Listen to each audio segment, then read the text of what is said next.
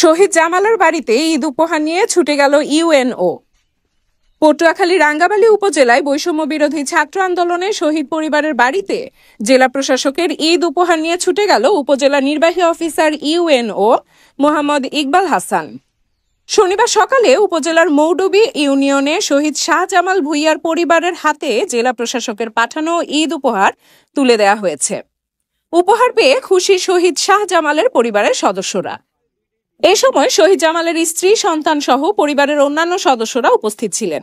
এছাড়াও বড় বাইশদিয়া ইউনিয়নের প্যানেল চেয়ারম্যান জাফর উল্লাহ, মৌডুবি ইউনিয়নের ইউপি সদস্য মোহাম্মদ দেলোয়ার হোসেন সহ এলাকার গণ্যমান্য ব্যক্তিরা অংশ নেন।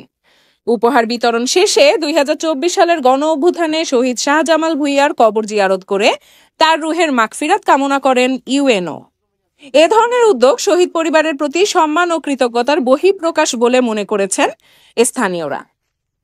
এ ব্যাপারে উপজেলা নির্বাহী কর্মকর্তা মোহাম্মদ ইকবাল হাসান বলেন, আমরাও 2024 গণ অভ্যুত্থানে শহীদ শাহজামাল ভূঁইয়ার পরিবারের সাথে আজকে দেখা করেছি, তাদের পারিবারিক খোঁজ খবর নিয়েছি। জেলা প্রশাসক স্যারের পক্ষ থেকে ঈদ উপহার পৌঁছে দিয়েছি।